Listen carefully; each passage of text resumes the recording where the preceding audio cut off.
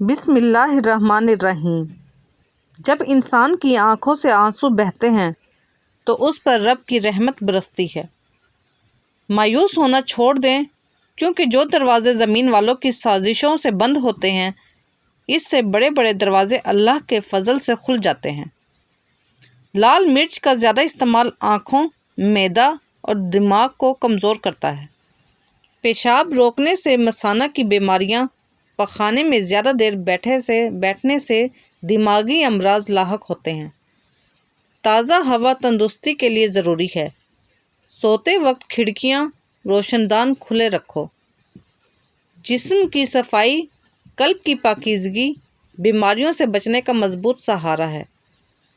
روزانہ نہانا اور نہانے سے پہلے تیل کی مالش کرنا تندرستی کی کنجی ہے۔ اگر تندرست، خوشحال اور عقل مند بننا چاہتے ہو تو جلد سو جاؤ اور جلد اٹھ جاؤ۔ مرغن اور ثقیل غذائیں خرابی صحت کی موجب ہے۔ ہمیشہ سادی غذا کھاؤ۔ کبھی کبھی روزہ رکھنا یا فاقہ کرنا صحت کے لیے مفید ہے۔ دودھ دل و دماغ اور باہ کو طاقت دیتا ہے۔ 2 تازہ انڈوں کی سفیدی کو آدھے سیر صاف پانی میں ملائیں اور ذائقے کے لیے قدرے نمک اور چینی ملائیں۔ جن بچوں یا مریضوں کو کوئی غذا ہضم نہ ہو، انہیں یہ پانی دیا جاتا ہے۔ پنجاب میں موسم گرما میں آلو اکثر میٹھے ملتے ہیں اور سالن بد ذائقہ پکتا ہے۔ اس کے لیے آلو کاٹ کر ان میں خوب نمک، لہسن اور سرکہ لگا کر رکھ دیں۔ پون گھنٹے بعد سالن پکائیں۔ آلو مزیدار بھی ہوں گے اور گھلیں گے بھی نہیں۔ لیموں کا اچار خراب ہونے لگے تو اس میں چینی ڈالیں، اور اگر آم کا اچار خراب ہونے لگے تو اس میں نمک ڈال دیں۔ اس عمل سے اچار خراب نہیں ہوگا۔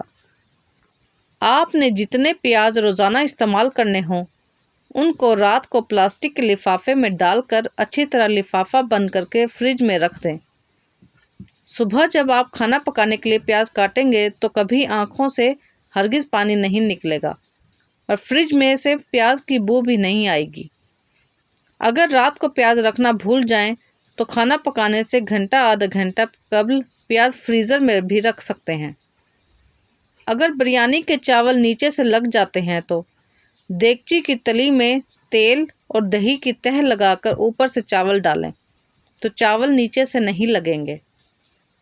لہسن ادرک کے پیسٹ کو ہرا ہونے سے بچانے کے لیے گرائنڈ کرتے وقت 1 کھانے کا چمچہ سرکہ، 1 کھانے کا چمچہ تیل ملا لیں تو لہسن ادرک کا رنگ صحیح رہے گا۔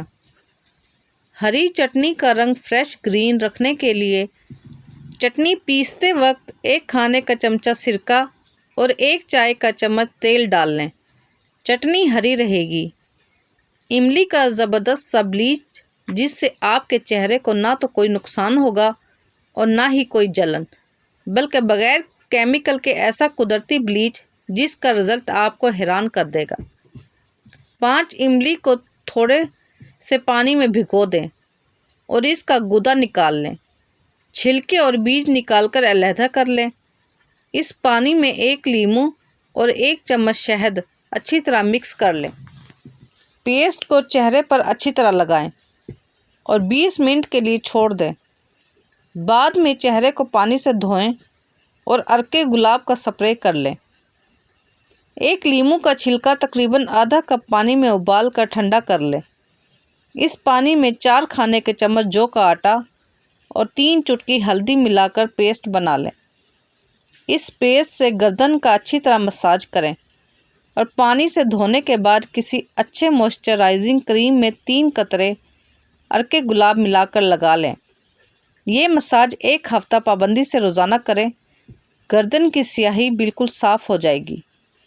جو انسان خالی پیٹ ادرک کا قہوہ پیتا ہے، وہ بوڑھا بھی ہو جائے تو چہرہ جوان رہتا ہے۔ روزانہ نہار منہ نیم گرم پانی میں چند قطرے لیموں کا رس ملا کر پینے سے آپ کبھی موٹاپے کا شکار ہو ہی نہیں سکتے۔